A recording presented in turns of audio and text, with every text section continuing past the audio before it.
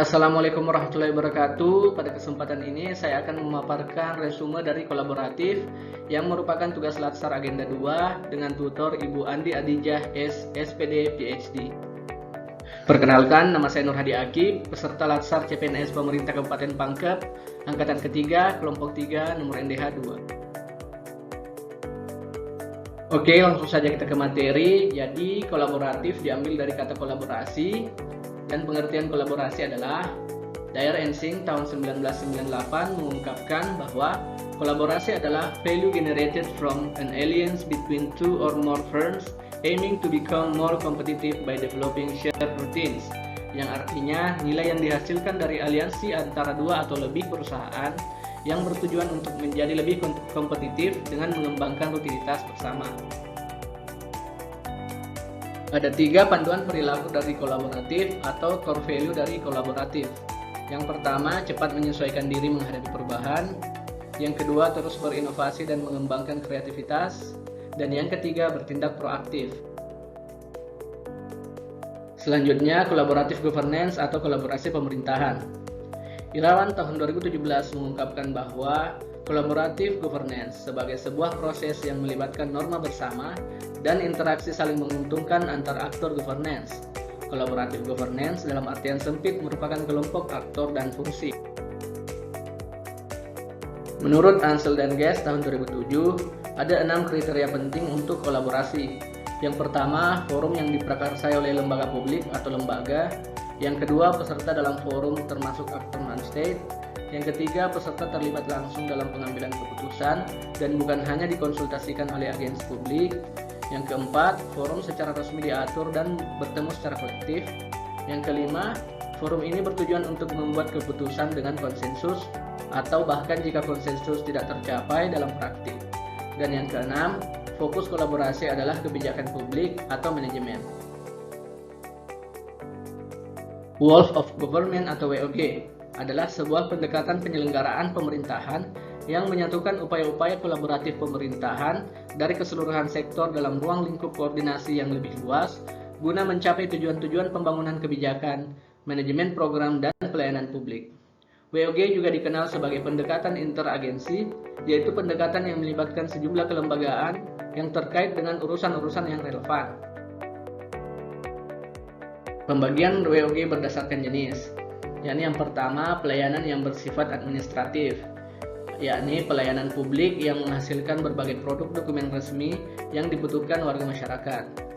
Yang kedua, pelayanan jasa, yakni pelayanan yang menghasilkan berbagai bentuk jasa yang dibutuhkan warga masyarakat, seperti pendidikan, kesehatan, ketenagakerjaan, perhubungan, dan lainnya. Yang ketiga, pelayanan barang, pelayanan yang menghasilkan jenis barang yang dibutuhkan warga masyarakat, seperti misalnya jalan, perumahan, jaringan listrik, jaringan telepon, air bersih, dan seterusnya. Yang keempat, pelayanan regulatif, yakni pelayanan melalui penegakan hukuman dan peraturan perundang-undangan maupun kebijakan publik yang mengatur sendi-sendi kehidupan masyarakat. Pembagian WOG berdasarkan pola. Yang pertama, yakni pelayanan teknis fungsional, yakni suatu pola pelayanan publik yang diberikan oleh suatu instansi pemerintah sesuai dengan bidang tugas, fungsi, dan kewenangannya.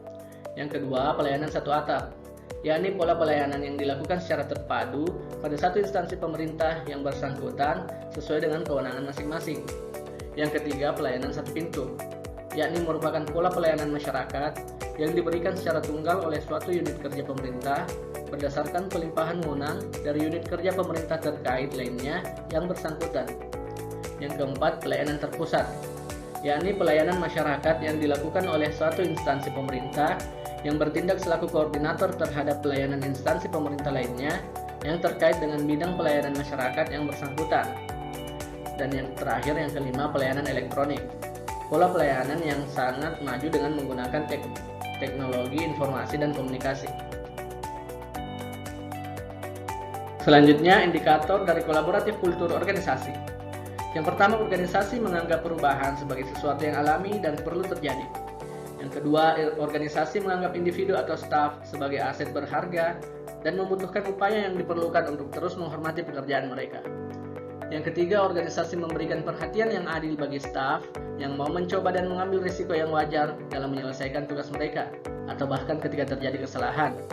Yang keempat, pendapat yang berbeda didorong dan didukung dalam organisasi atau universitas. Setiap kontribusi dan pendapat sangat dihargai.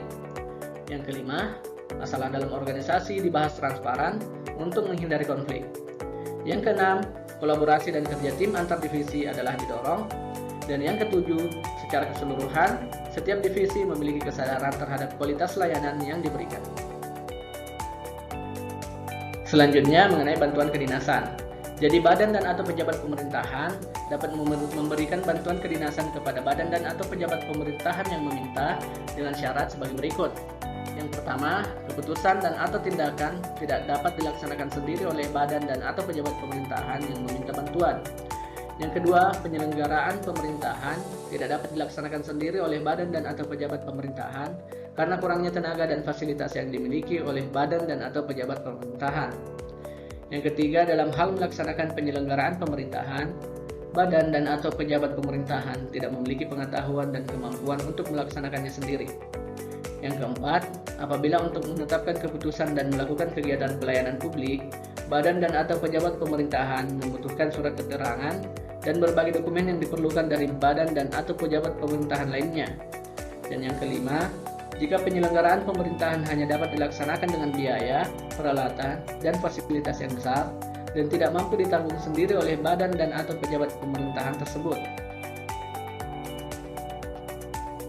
Kemudian badan dan atau pejabat pemerintahan dapat menolak memberikan bantuan kedinasan apabila yang pertama, mempengaruhi kinerja badan dan atau pejabat pemerintahan pemberi bantuan. Yang kedua, surat keterangan dan dokumen yang diperlukan sesuai dengan ketentuan peraturan perundang-undangan bersifat rahasia. Dan yang ketiga, ketentuan peraturan perundang-undangan tidak memperbolehkan pemberian bantuan. Oke, demikian pemaparan dari resume kolaboratif. Terima kasih telah menonton. Mohon maaf apabila masih ada kekurangan. Saya Nur Hadi Akib, ASN Berakhlak, bangga melayani bangsa, pangkep hebat.